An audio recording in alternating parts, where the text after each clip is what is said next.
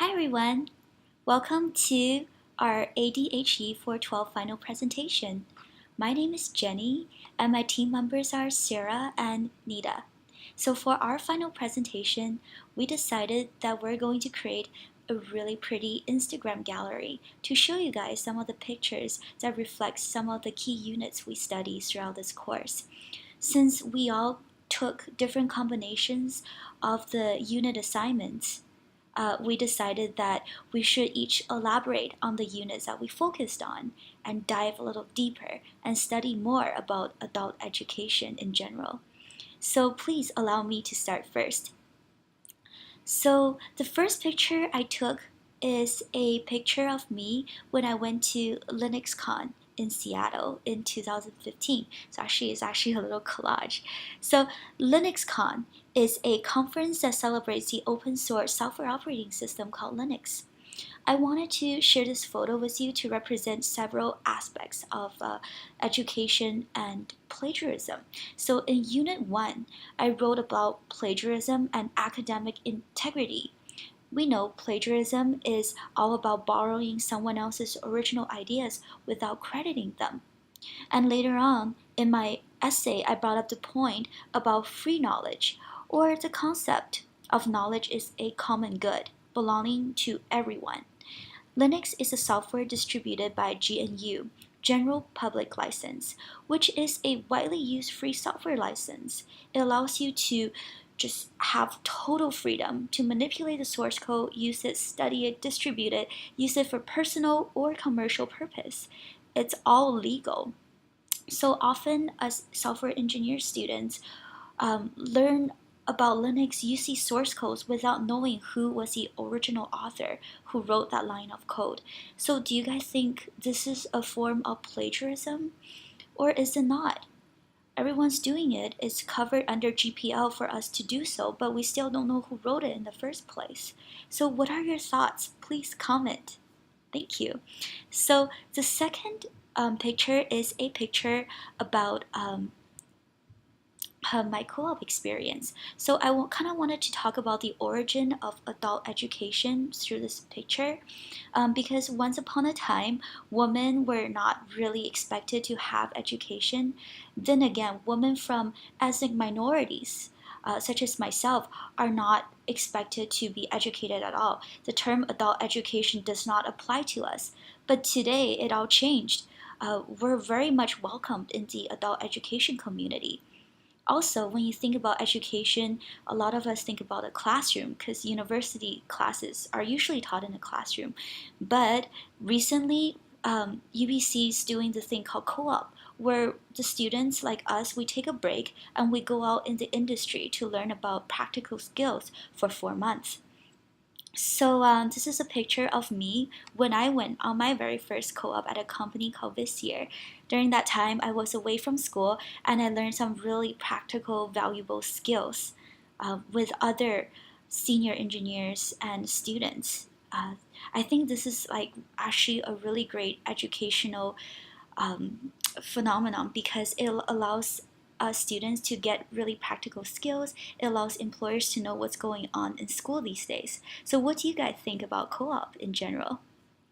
Okay, so this photo is a photo of a church that my mom and dad used to go to when we first came to Canada. So as you guys know, through Gordon Selman's interview in Unit 10, Stories from the Past, there was a time when Canada got a lot of immigrants and our economy was in depression. Everybody wanted to help. So local churches started offering ESL classes to immigrants as a part of adult education movement, I guess, so that immigrants can learn the language and integrate better in our society. In fact, a lot of these programs are still going on today, and my mom and dad went to one of these programs when they first came to Canada.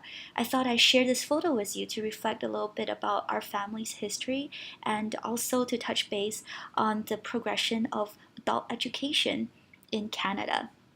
The last but not least photo is a photo of myself presenting my Jeopardy player built with a microprocessor called Arduino on YouTube. So as you guys know, uh, after the war ended, a lot of veterans, they came back and they wanted a lifestyle that really connects them with family. So the do-it-yourself type of activities emerged, forming a non-vocational type of adult education. Canadian Broadcasting Corporation made instructional films to teach adults these practical skills in various categories, so such as farming and gardening. So to honor that part of our adult education history in Canada, I just wanted to share this screenshot with you. I learned a lot through instructional films offered on YouTube and taught myself how to build circuits and how to use embedded systems to program a music player. So what do you guys think? Do you guys think that YouTube is a really great way for adult education today? Do you guys also use YouTube? If so, please comment. And also, please look forward to Sarah and Neda's presentation. Thank you. Hi, I'm Sarah, and in the next part of this conference, I will be showing you some pictures that I chose to talk about helicopter education and movement philosophies. The first picture that I'll talk to you about is about my dog, Igor. As you can probably see by the picture, he isn't the happiest dog. That's because he's a rescue dog from Hungary, where he was presumably abused. Dealing with his day-to-day anxiety over the past 5 months has led me to the animal welfare movement. The informal education that I have received about abused animals and animal rights has helped me calm him down and gain his trust. This was largely through internet sources. The animal welfare movement is progressive, and rescue dogs are becoming a popular option as pets in North America. This is an example of the power of informal education. I think that its importance is taken for granted, especially when the internet has become a common hub for information. I'm wondering what movements you guys have learned about through informal education. The next picture that I will talk to you about is a picture of one of my favorite UBC professors, Carla Nappi. And in this picture, she's teaching the history of Chinese medicine. I'd like to use her method of teaching as anti-helicopter education for the purpose of this assignment.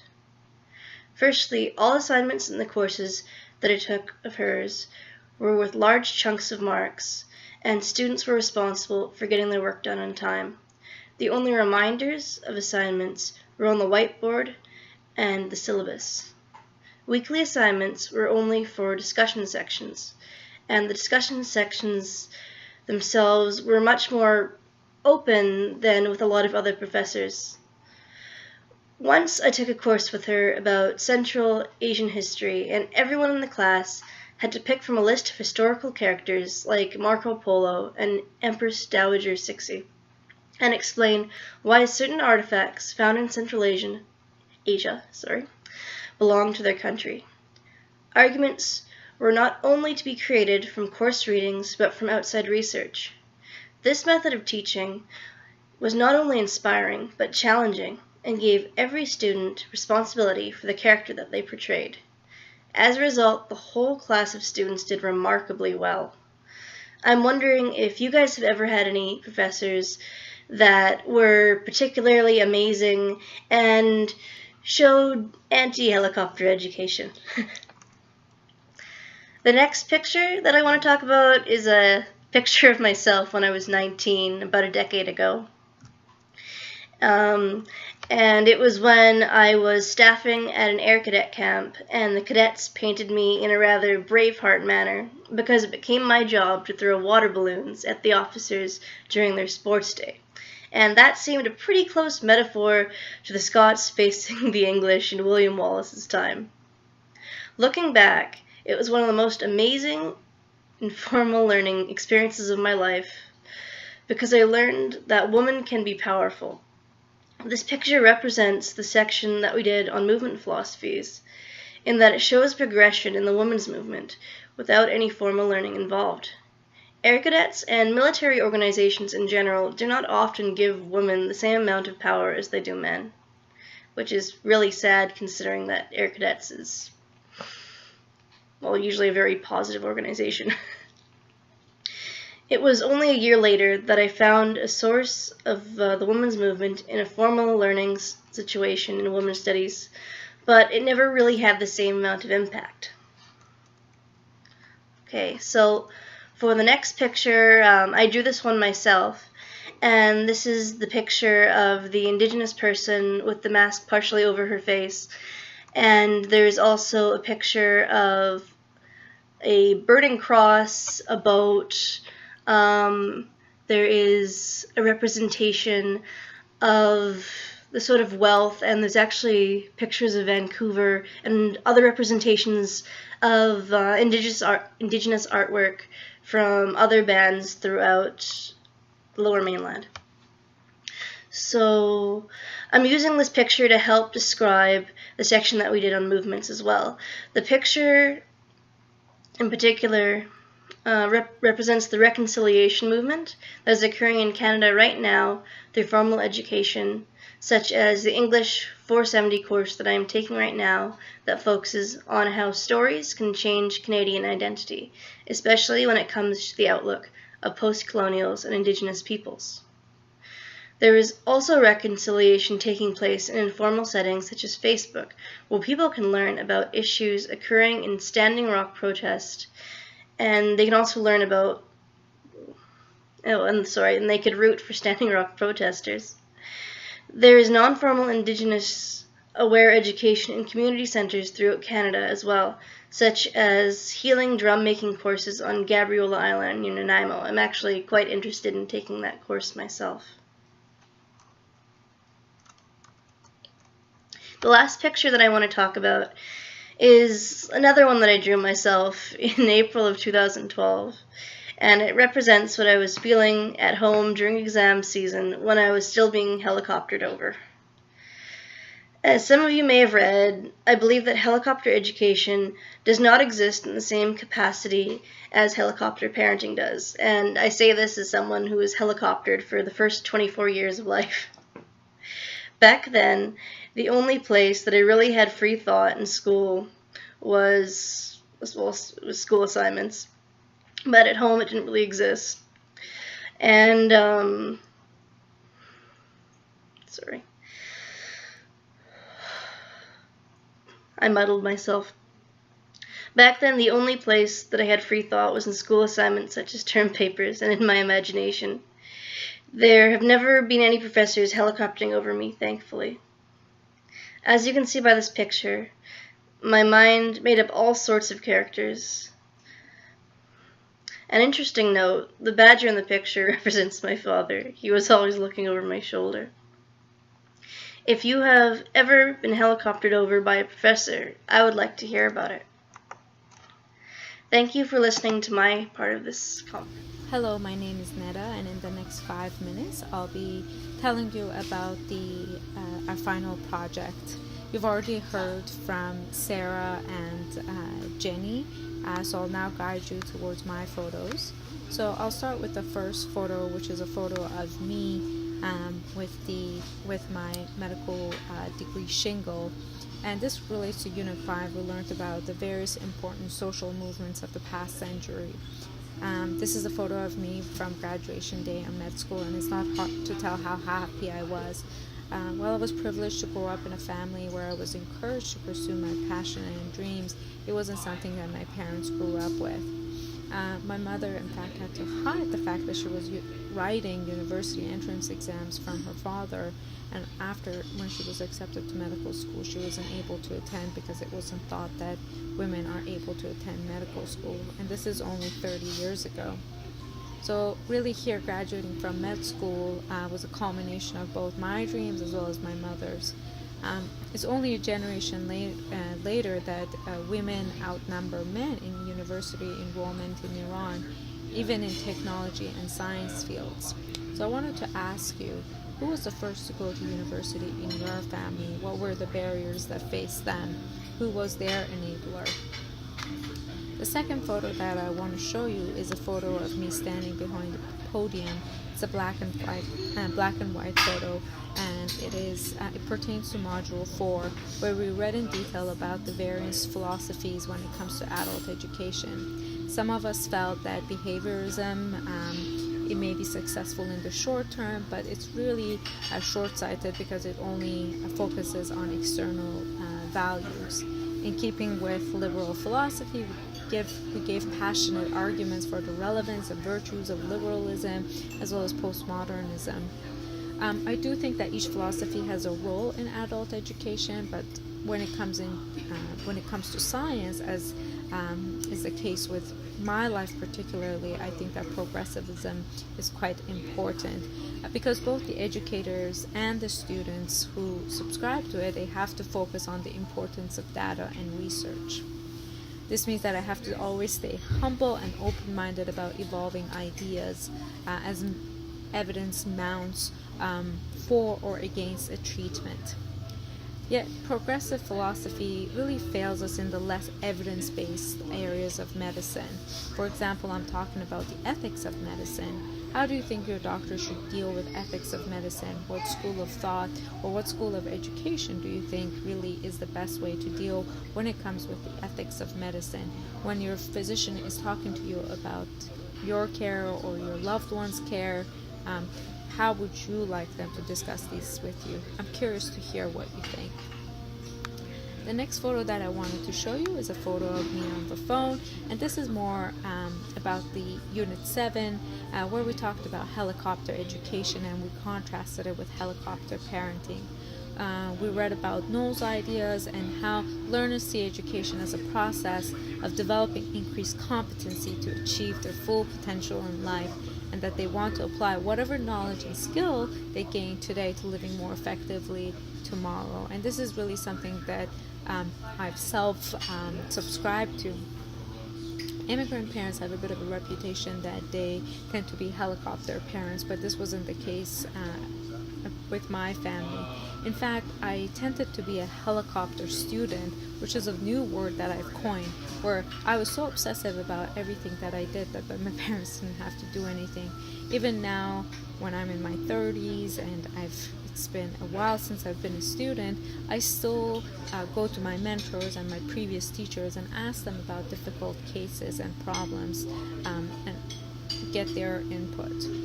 So do you think there is such a thing as a helicopter student, or is that a conscientious student?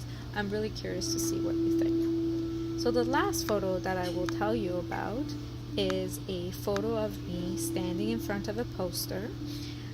This is a recent photo that I took in Washington at the American College of Rheumatology meeting. This photo is supposed to relate to Unit 8 when we debated on the virtues of online versus face-to-face education.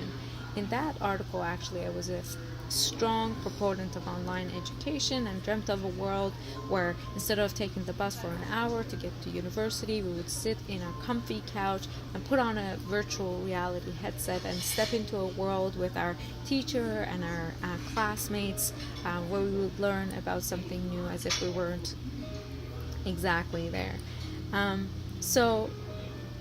However, I still think that face-to-face education has a role, and it will be a long time before it goes away.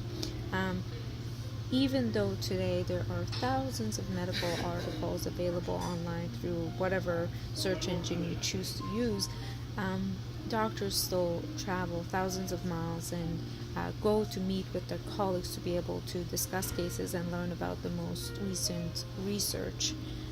This enables us to really have instant feedback and talk with people about our ideas and the difficult cases that we've had. This meeting here, actually, every year about 16,000 people come to the meeting, and it happens all over the world. So here, on the topic that I was presenting, a group of physicians came and they were interested in my topic, so I walked them through my posters, and while they learned something from me, I learned from something from them in the way that they gave me feedback and the questions that they had. And I think we still have a long way to go when it comes to online education to be able to have that immediate feedback. This is the conclusion of our final project. We're really interested to hear about your ideas and your experiences when it comes to adult education. please visit our Instagram gallery and leave us a comment. It was a pleasure to chat with you all this term and be a classmate of yours. Hope to see you around. Goodbye.